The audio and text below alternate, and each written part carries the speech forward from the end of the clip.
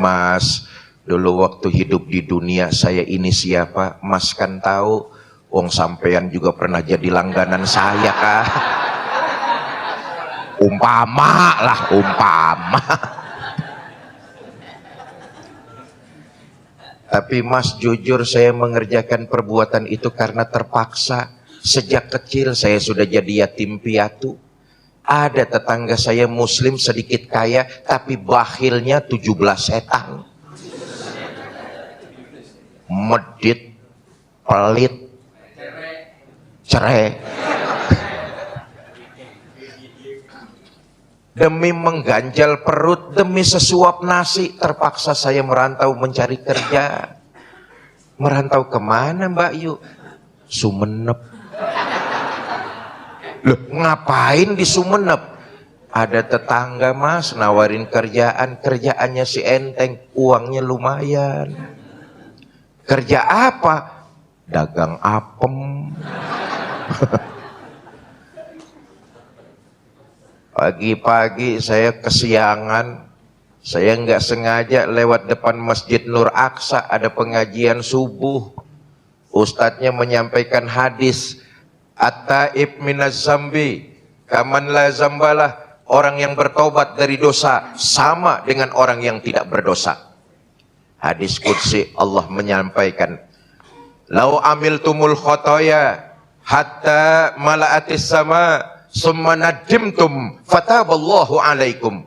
Andai kata kamu berbuat dosa, penuh langit dengan dosa-dosamu, kamu menyesal dan bertobat, Allah pasti akan menerima tobatmu. Mas, dengar hadis qudsi kayak begini, berlinang air mata, terbayang semua dosa. Pagi itu saya niat tobat kepada Allah. Saya pulang ke kontrakan, ngepak koper, mau pulang kampung, tobat. Lagi enak-enaknya ngepak koper, ada langganan datang. Maaf Mas, saya udah berhenti dagang gituan, saya bertobat, saya pulang kampung, bertobat, saya ikuti dengan berbagai macam amal kebaikan. Alhamdulillah, tobat saya diterima Allah, akhirnya saya sampai juga di sorga.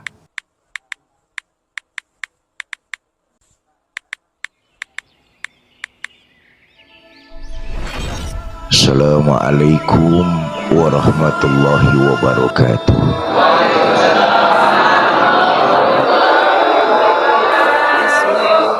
Alhamdulillah, salatu wassalamu ala rasulillah Sayyidina Muhammad ibn Abdullah wa ala alihi wa sahbihi wa mawalah, amma ba'du. Yang mulia para ulama, para kiai, para asatiz dan asatizah, yang saya hormati para tokoh masyarakat, keluarga besar Bani Nur Aqsa, DKM Masjid Nur Aqsa, ibu bapak, saudara-saudara kaum muslimin yang saya cintai.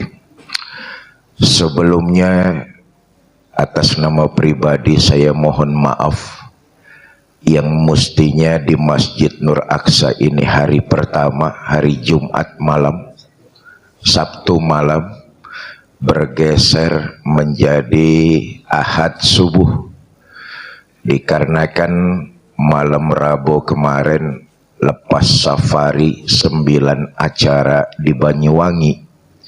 Saya kembali ke Jakarta melalui Surabaya. Jam 12 malam acara di Banyuwangi selesai, cabut langsung ke Surabaya dengan harapan pesawat pagi-pagi sekali 5:30 saya bisa kembali ke Jakarta. Karena sudah 4 hari muter di Banyuwangi 9 titik. 4 hari nggak ketemu istri, puyeng palawat. Di tol Sidoarjo Krian, atas takdir Allah kami mengalami musibah. Ban mobil belakang itu pecah. Tidak terguling tapi melintir mobil kami itu. Berhenti setelah nabrak separator jalan tol sebelah kanan.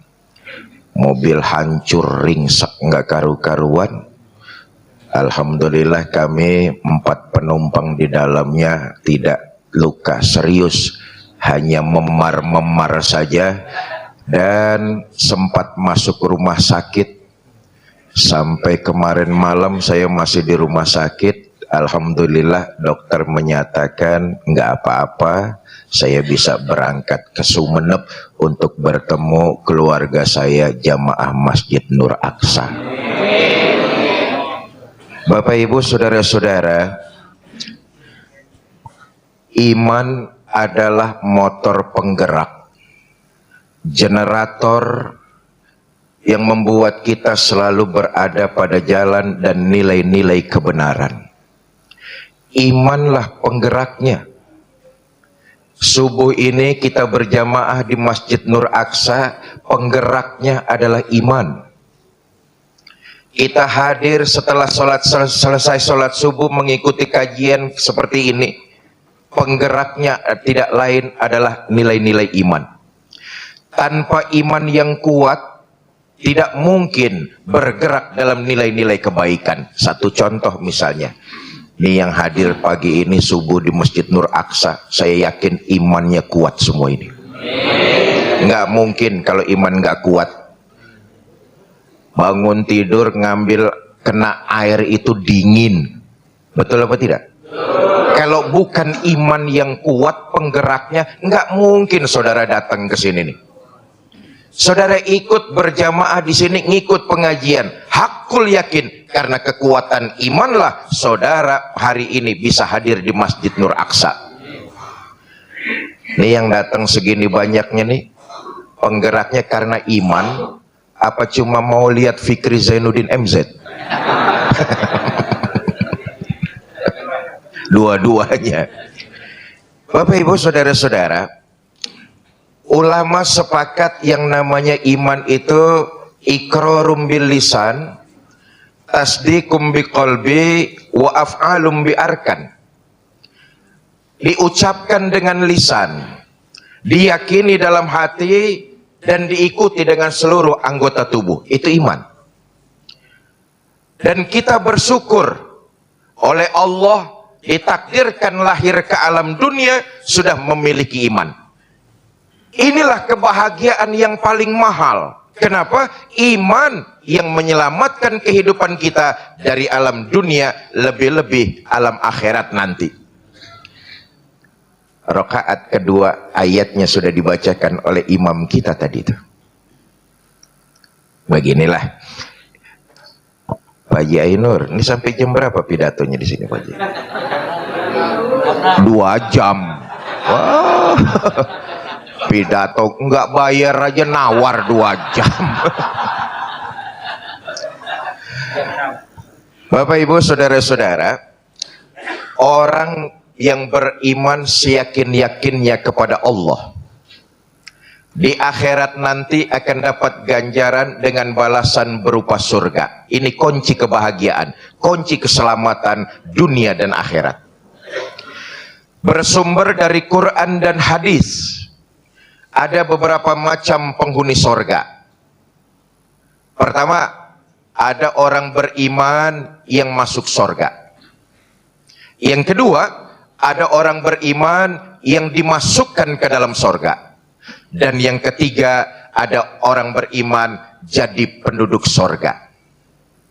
Loh, kok beda-beda? Ayatnya tadi beliau baca, imam kita tuh. Kok beda-beda Pak? Iya, karena waktu hidup di Madura, amalannya tidak sama. Berbeda antara masuk dengan dimasukkan. Saudara, kalau masuk biasanya ada proses. Nanti ibu bapak pulang dari Masjid Nur Aqsa sampai rumah, buka pintu pagar, buka pintu depan, buka pintu kamar. Itu namanya masuk rumah. Ada proses. Tapi kalau dimasukkan, ujuk-ujuk ada di dalam. Ujuk-ujuk apa bahasa Maduranya ujuk-ujuk? Tiba-tiba bahasa Indonesia, tiba-tiba Temo-temo. Temo-temo.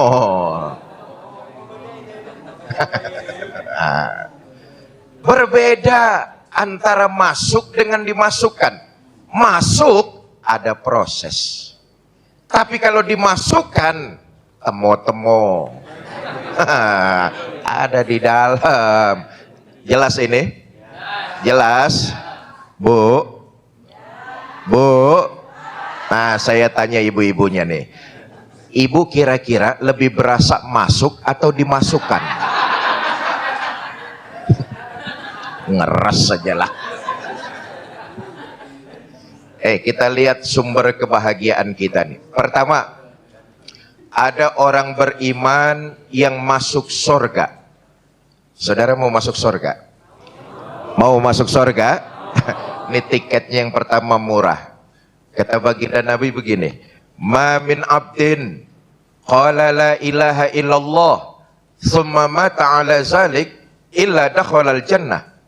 Siapa orang mengucap dua kalimat syahadat, meyakini kebenarannya, lalu hidup tidak menyekutukan Allah sedikit pun sampai dia mati, maka orang beriman semacam ini, dia berhak masuk surga.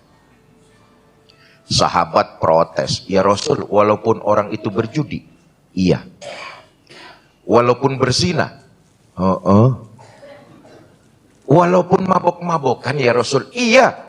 Walaupun dia berjudi, dia berzina, dia mabok-mabokan, tapi dia mengucap dua kalimat syahadat, meyakini kebenaran, hidup tidak pernah menyekutukan Allah sedikit pun sampai dia mati, maka orang beriman semacam ini, dia berhak untuk masuk surga. Itu perkara masuk.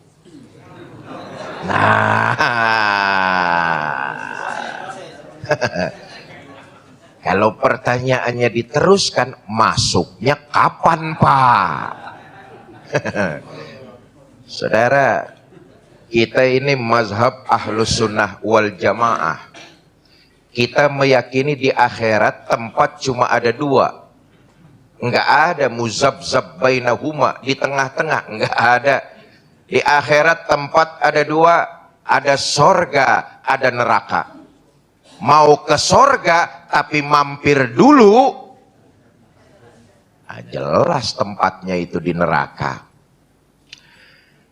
Nanti setelah Allah memasukkan penghuni neraka ke dalam neraka, Allah memanggil malaikat Malik. Malik, labaik ya Allah. Penghuni neraka sudah masuk semua? Sudah ya Allah. Bagus. Kalau begitu Malik, sekarang kamu masuk neraka. Saya? Iya. Buat apa ya Allah? Dalam hadis qudsi Allah menjelaskan, akhriju minan nar man kana fi qalbihi misqala habbatin min hardali minal iman. Keluarkan orang-orang yang ada di neraka, yang di hatinya masih punya iman, walaupun seberat biji sawi. Keluarkan mereka dari neraka. Angkat Malik. Ya Allah, dari riwayat ini kita ambil kesimpulan, iman yang bersemayam di dalam hati kita akan memancarkan cahaya terang benderang. Malaikat Malik dapat perintah dari Allah, enggak ngebantah, turun ke neraka, nyari orang yang di hatinya masih punya iman.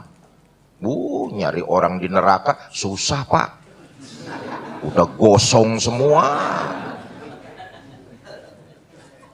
Tapi lagi-lagi cahaya iman memancar dari hati seseorang, dari hati hamba. Cahaya keimanan itu terpancar terang.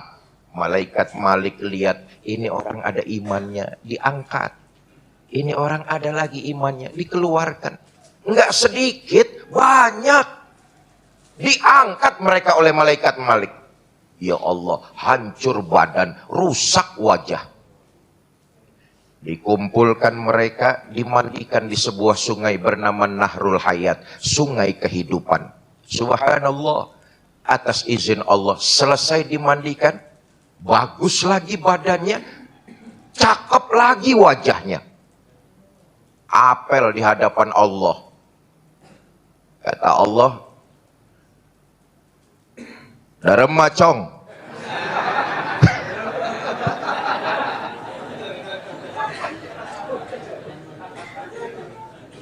Kapok nggak sampean? Kapok ya Allah. Kalau kapok, izhab fadkhulil jannah. Pergi sana, masuk surga. Diperintah oleh Allah. Orang yang masih punya iman, dipersilahkan masuk surga. Izhab fadkhulil jannah. Pergi sana, masuk ke dalam surga. Berangkat orang-orang ini ke surga.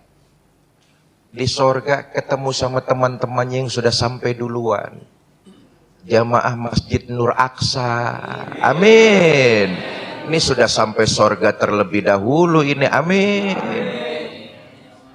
Kata teman-teman yang sudah sampai surga duluan, Mas, iya, baru sampai.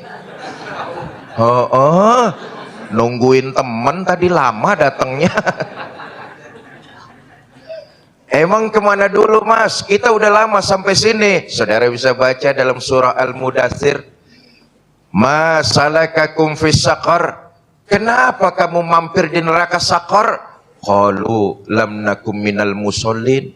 Kami mampir di neraka Saqar Mas, karena waktu hidup di dunia kami nggak sholat. Nggak sholat? Nggak sholat. Loh, kan waktu hidup di Sumeneb rumahnya dekat sama Masjid Nur Aqsa. Cuma dekat doang. Sholat mah enggak. Untung saya pernah ngucap 2 kalimat syahadat Mas, sekali-kalinya. Itu juga waktu mau kawin. Innalillahi wa inna ilaihi raji'un. Untung kawin ini orang nih. Bapak Ibu, saudara-saudara kaum muslimin yang saya cintai. Saya kembali. Iqrarum bil lisan, tasdiqum biqalbi, wa af'alum bi arkan. Itulah iman. Kita lihat faktanya sekarang. Banyak di antara kita yang beriman itu belum sempurna. Padahal ulama sudah memberikan kategori, diucapkan dengan lisan, diyakini dalam hati, dan diikuti dengan perbuatan. Tapi rupa-rupanya banyak di antara kita, ini nggak apa-apa, namanya autokritik tuh boleh. Autokritik tuh mencari kelemahan sendiri, lalu memperbaiki agar hari esok lebih baik dari hari ini. Itu nggak apa-apa, autokritik namanya. Dalam agama muhasabah, nah ini penting. Cari kelemahan diri. Mohon maaf ya, kita ini kalau nyari kelemahan orang gampang. Betul apa tidak? Tapi nyari kelemahan sendiri, andai kata ada, kita pura-pura nggak mau tahu. Ini berat nih. Paling gampang tuh nyari kelemahan orang. Dulu tahun 86 ketika saya mondok di Jawa Timur, Jombang, Tebuireng. Satu hari abah saya datang jengukin. Allah yarham Kiai Haji Zainuddin MZ. Abah saya. Oi. Abah saya. Abah saya. Saudara kenal sama Kiai Zainuddin MZ? Kenalan di mana? Kenal aja.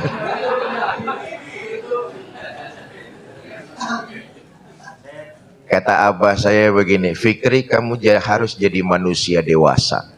Saya bilang bagaimana caranya, Bah?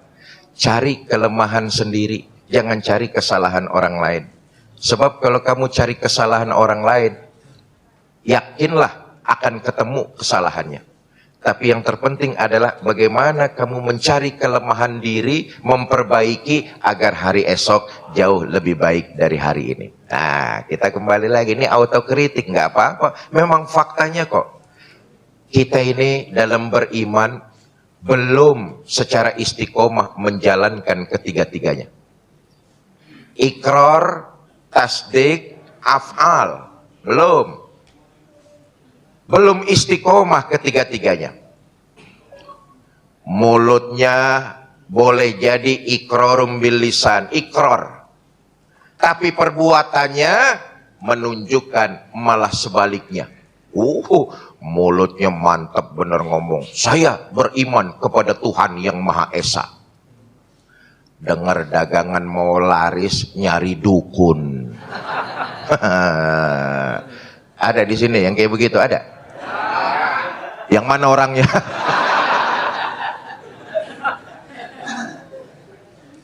Sholatnya menghadap Allah, tapi di kantor mau mutasi jabatan nyari orang pinter, nyari dukun. Kalau masih ada yang praktek-praktek semacam ini, besok-besok baca Fatihahnya diganti saja, iya kana budu wa dukun nastain. Bapak Ibu, saudara-saudara kaum muslimin yang saya cintai, maka istiqomah satu paket, iqrarum bil lisan, tasdiqum biqalbi, wa af'alum bi arkan.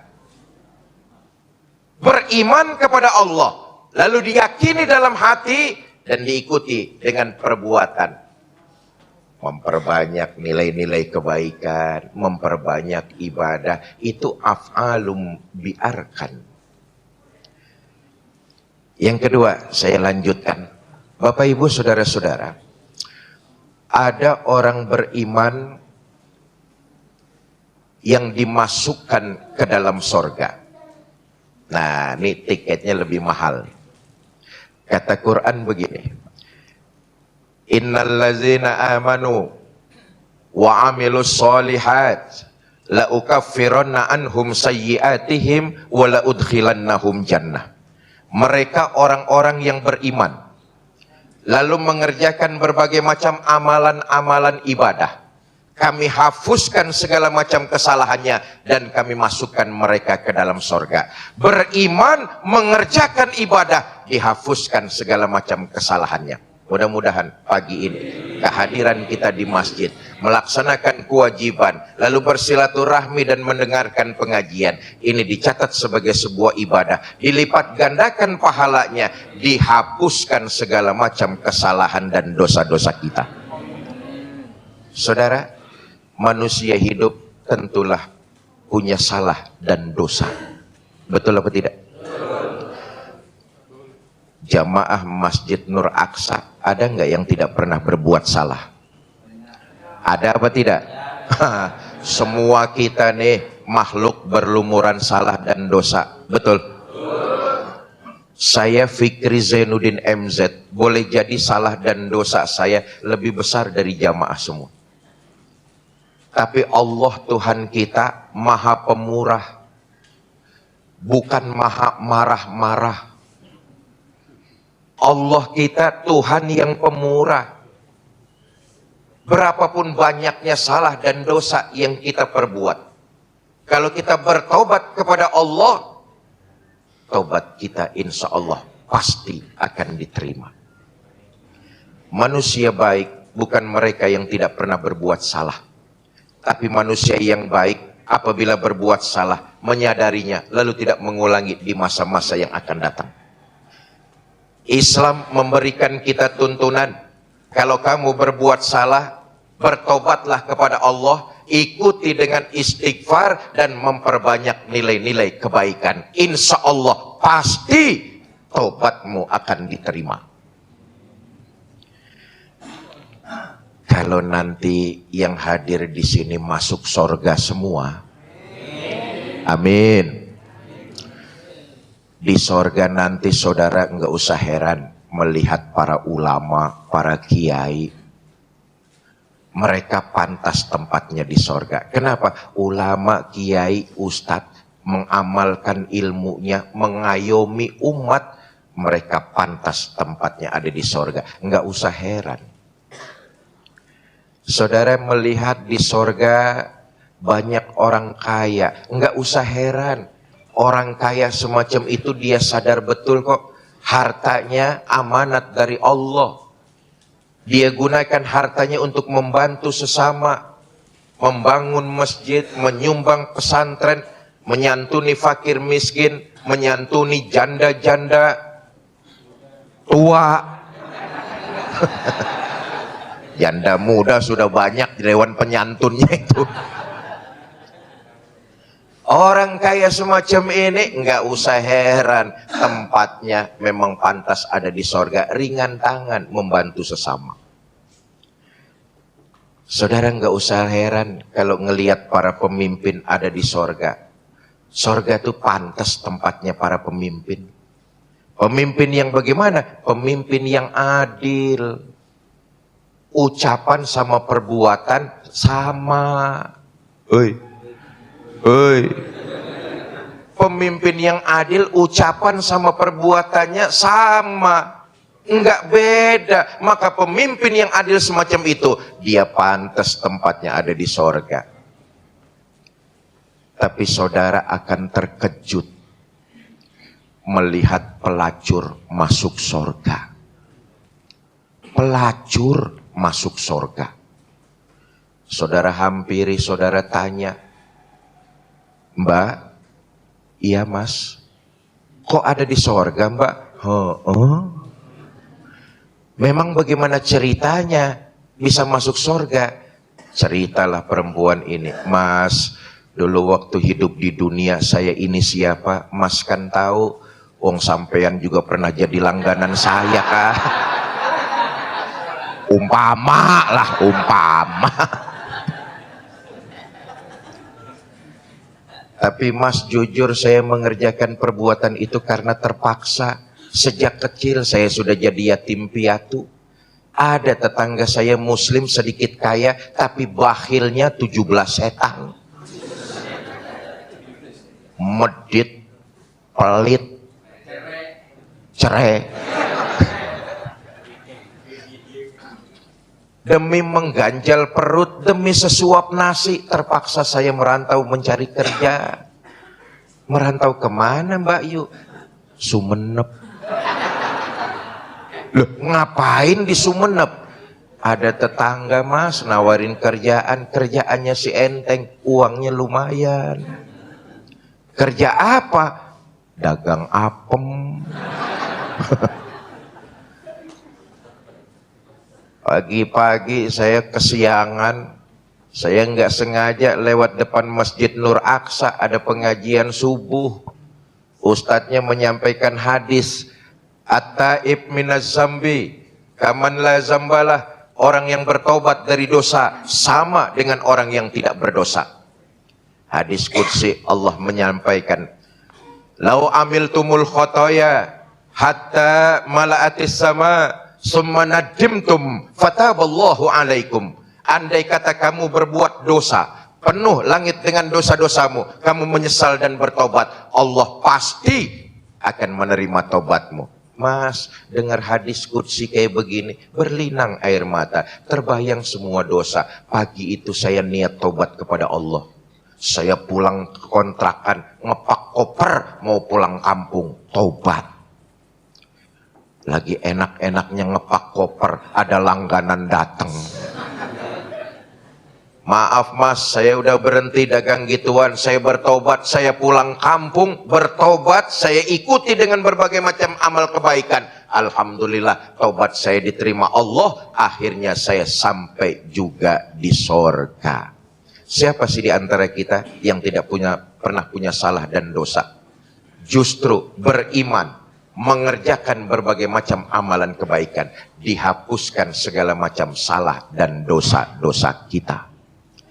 Pagi ini, ayolah, mumpung malam yughargir, sebelum ajal itu sampai di tenggorokan kita, menyadari kesalahan dan dosa-dosa kita, lalu melakukan pertobatan kepada Allah dengan tobatan nasuha. Saudara, begitu keutamaannya tuntunan agama kita, mengajak supaya kita menjemput pertobatan langsung kepada Allah. Begitu sangat luar biasa keutamaan bertobat.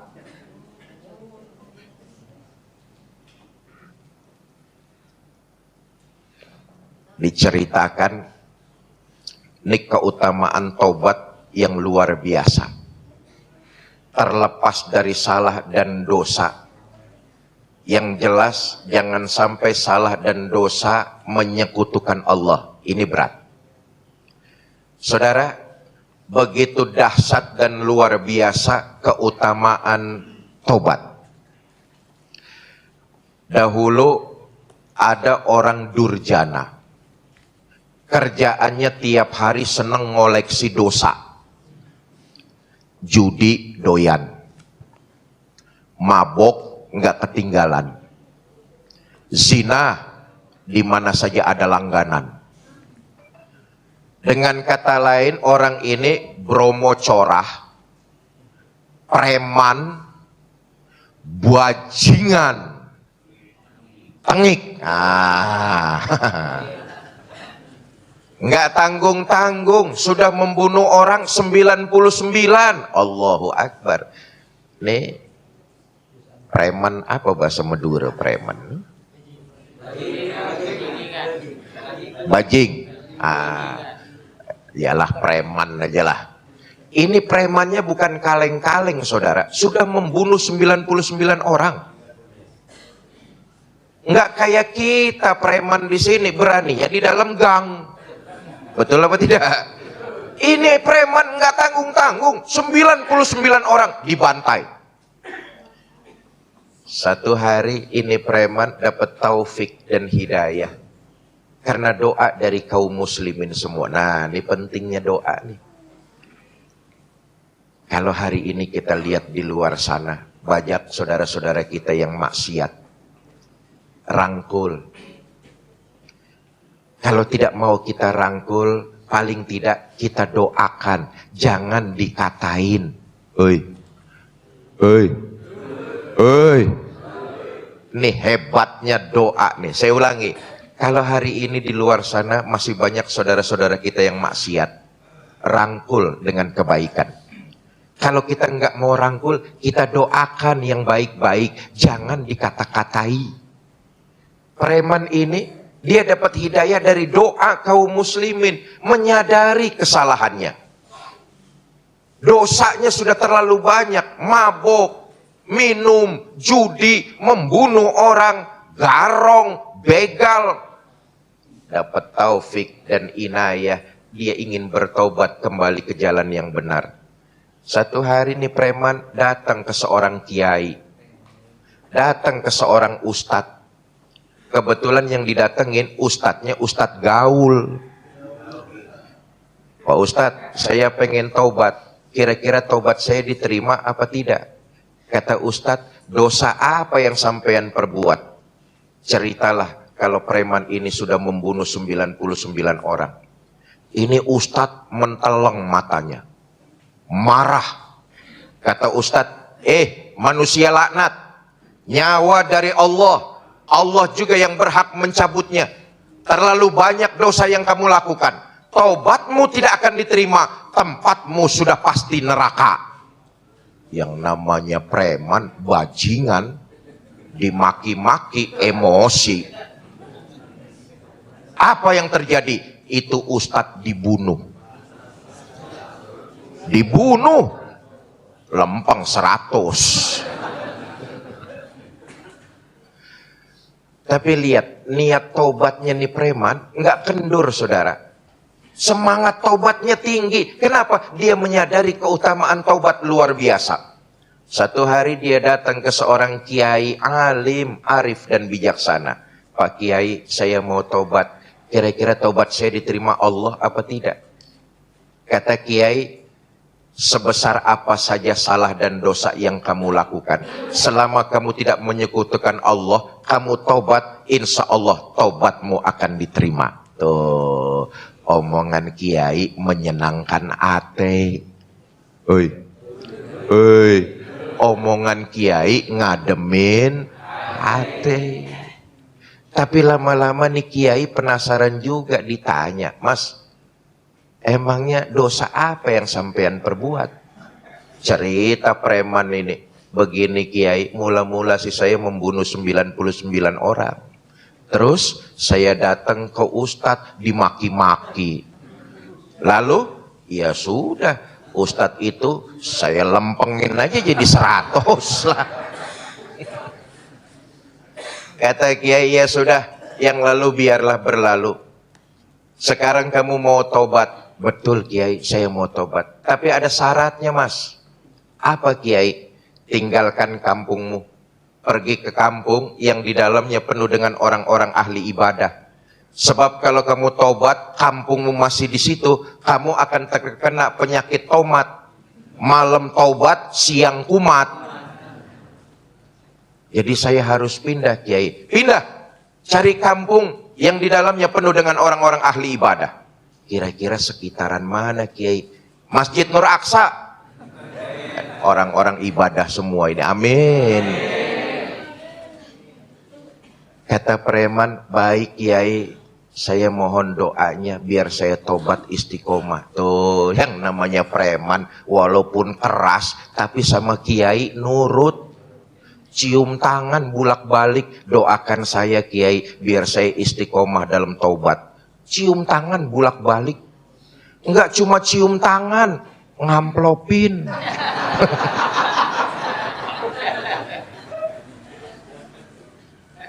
Ulang nih preman, ngepak koper, berangkat, pindah, nyari kampung yang di dalamnya penuh dengan orang-orang ahli ibadah. Apa yang terjadi? Di perjalanan preman ini mati. Mati. Sholat tobat belum, sholat rawatib belum, apalagi bayar zakat puasa Ramadan. Sholat tobat saja belum. Di perjalanan menuju kampung, ini preman mati. Turun dua malaikat, Rahmah dan Zabaniyah. Malaikat Rahmah ingin membawa mayit ini masuk ke dalam sorga. Sementara malaikat Zabaniyah ingin nyeret mayit ini masuk ke neraka. Kata malaikat Rahmah, selamat datang orang soleh. Kau mati dalam kondisi taubat. Allahu Akbar. Kau mati dalam kondisi taubat. Tempatmu tidak lain adalah penghuni sorga. Kata malaikat Zabaniyah, nanti dulu, sorga sih sorga. Urusan 100 bagaimana itu 100? Harus ada pertanggungjawaban. Ini dua malaikat ribut berebut. Yang satu ingin membawa ke sorga, sementara yang satu ingin nyeret ke neraka. Allah yang pisahkan. Kata Allah, para malaikatku, sudah kalian gak usah ribut. Diukur saja. Lebih dekat jarak mana antara kampung yang dia tinggalkan dengan kampung yang dia tuju. Kalau lebih dekat kampung yang dia tinggalkan, masukkan mayit ini ke dalam neraka. Tapi kalau lebih dekat kampung yang dia tuju, masukkan mayit ini jadi penduduk sorga. Sudah kalian berdua, nggak usah ribut, ukur saja ukur. Malaikat Rahmah dan Zabaniyah sibuk bobo meteran. Ukur. Saudara, nah ini penting nih, lagi-lagi inilah kuncinya. Atas rahmat Allah. Atas rahmat Allah. Seberapapun besar salah dan dosa yang kita lakukan, wala tai'asu, janganlah berputus asa dari rahmat Allah. Diceritakan bedanya cuma sejengkal saudara. Mayit ini lebih dekat dari kampung yang dia tuju daripada kampung yang dia tinggalkan. Walhasil karena keutamaan bertobat, mayit ini jadi penduduk sorga atas rahmat Allah subhanahu wa ta'ala. 2. Beriman, mengerjakan berbagai macam amal kebaikan, dihapuskan segala macam kesalahan. Pagi ini kita komplitkan lagi. Sholat berjamaah di masjid, silaturahmi, lalu mendengarkan pengajian. Mudah-mudahan ini jadi kafarat salah dan dosa yang kita lakukan. Kita sempurnakan lagi pagi ini lewat amalan sedekah. Sebab kata baginda Nabi, terangi alam kuburmu. Ya Allah, maaf ya maaf. Ini ratusan orang yang hadir nih. Ini calon-calon penghuni kubur ini. Betul. Ini pasti calon-calon jenazah. Kata Nabi, terangi alam kuburmu. Alam kubur kita itu sepi, sunyi, gelap. Apa yang bisa menerangi alam kubur kami ya Rasul? Kata Nabi, sedekah yang kau lakukan di alam dunia. Itu jadi lentera, jadi pelita, jadi cahaya yang menerangi alam kuburmu. Orang yang matinya di laut, nggak ketemu jasadnya.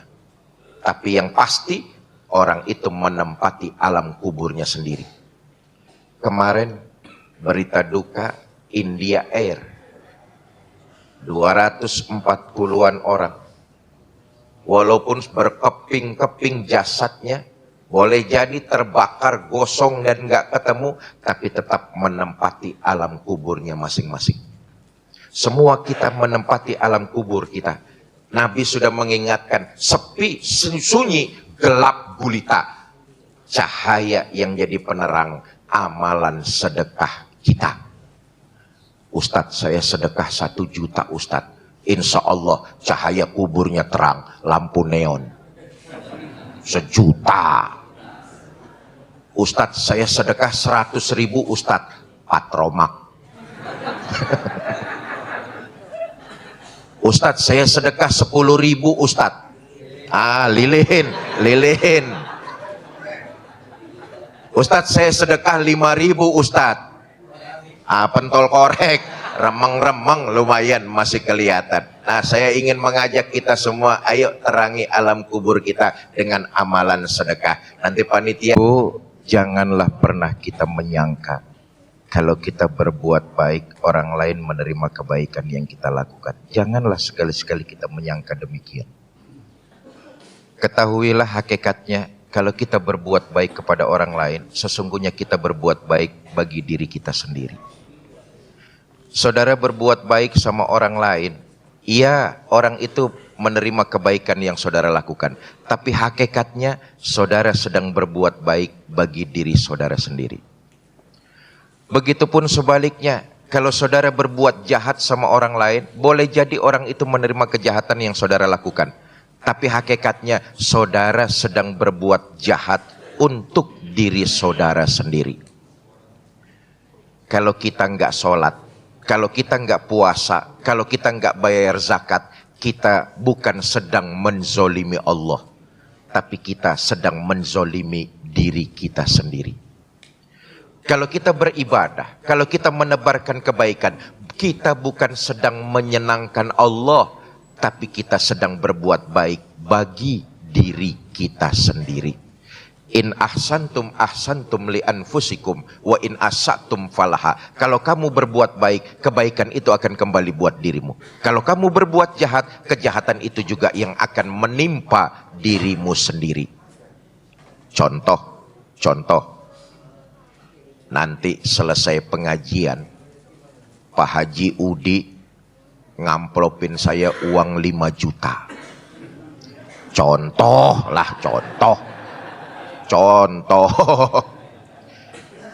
Kelihatannya Pak Haji Udi berbuat baik sama saya. Betul apa tidak? Zohirnya. Tapi hakikatnya beliau sedang berbuat baik bagi dirinya sendiri. Begitulah orang yang beriman kepada Allah lalu mengerjakan berbagai macam amalan kebaikan. Dia sadar betul amalan kebaikannya, manfaatnya buat dirinya sendiri. 2. Yang ketiga, yang terakhir. Ada orang beriman yang jadi penduduk sorga. Nah, ini VVIP nih. VIP paling atas. Ayatnya tadi sudah disampaikan oleh imam kita tuh.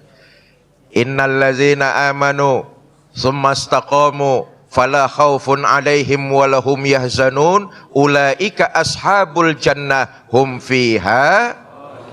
Mereka orang-orang yang beriman lalu istiqomah, tidak khawatir, ragu, bimbang, apalagi takut. Mereka itulah yang nanti akan jadi penduduk surga. Beriman, lalu meyakini keimanan. Hidup tidak menyekutukan Allah sedikit pun sampai mati. Tidak khawatir, ragu, apalagi bimbang. Mereka itu nanti yang akan jadi penduduk surga. Bapak Ibu, saudara-saudara, sudah jam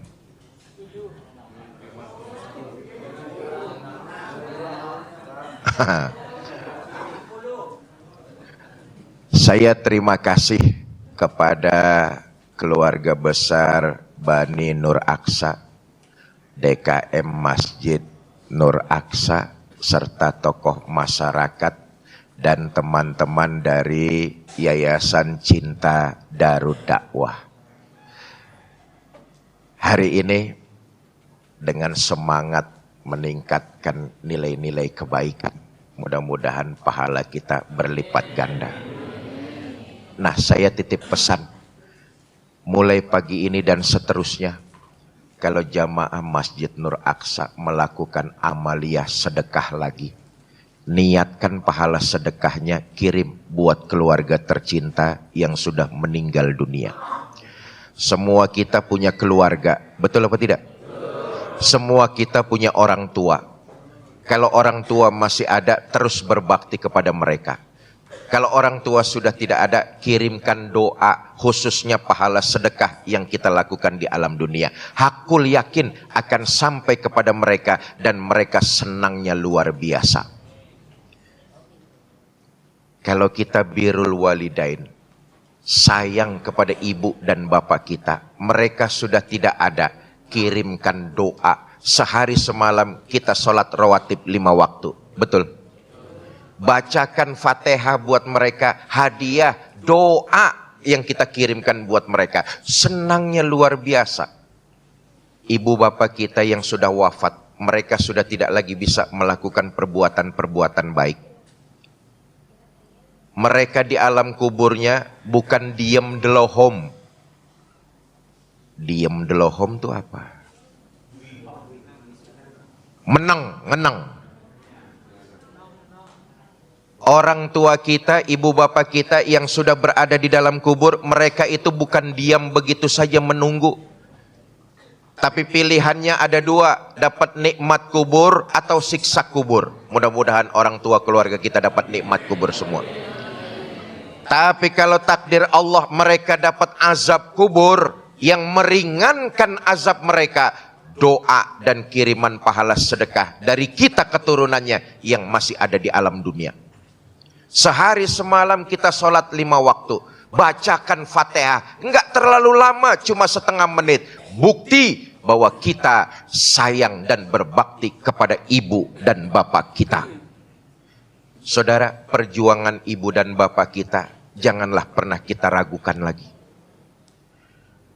Kaki jadi kepala, kepala jadi kaki, demi untuk membesarkan kita anak-anaknya. Perjuangan bapak nggak kenal musim, nggak kenal hujan, nggak kenal kemarau. Keluar rumah mengais rejeki hanya untuk kesenangan kita anak-anaknya. Ibu kita perjuangannya nggak kalah hebat. Sejak kita dikandung badan, beliau hamil 9 bulan sudah kita siksa. Saat melahirkan kita ke alam dunia, pilihan ibu itu hanya 2, antara hidup dan mati. Cucuran keringat, untayan air mata, genangan darah. Ibu lahirkan kita ke alam dunia, sakit perih tiada terhingga. Ibu besarkan kita dengan air mata. Ibu besarkan kita dengan kasih sayang. Sampailah kita seperti orang sekarang ini. Kita bisa beli kendaraan, kita bisa beli rumah, kita bisa beli sawah. Itu semua perjuangan dan pengorbanan ibu bapak kita. Kalau mereka masih ada, teruslah berbakti. Kalau mereka sudah tidak ada, kirimkan doa buat mereka. Saudara, semua kita pasti akan menempati alam kubur. 1 hari di dalam kubur, 1000 tahun di alam dunia. Keterlaluan, kelewatan, kebangetan. Seorang anak, ibu bapaknya sudah meninggal dunia, tapi nggak pernah dikirimkan doa buat mereka. Sehari orang tua macam itu menunggu 1000 tahun. 3 hari orang tua macam itu mengharap dan menanti 3000 tahun.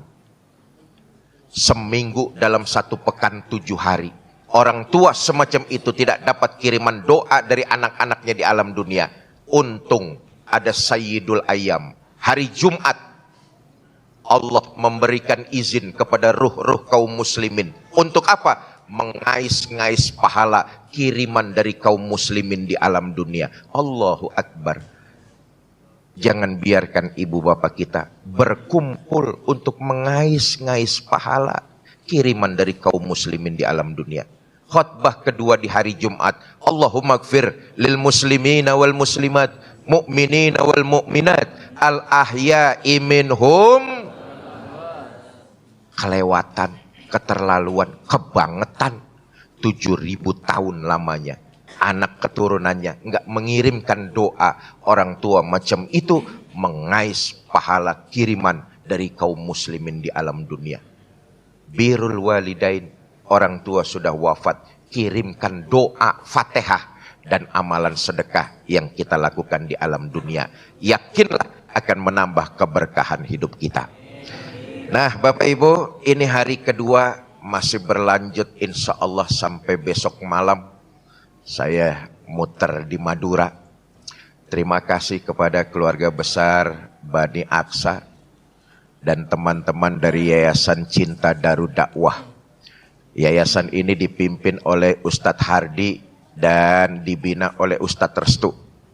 Yayasan Cinta Darud Dakwah ini yang mempelopori saya muter di Sumeneb, ketemu dengan keluarga besar saya semua pagi ini.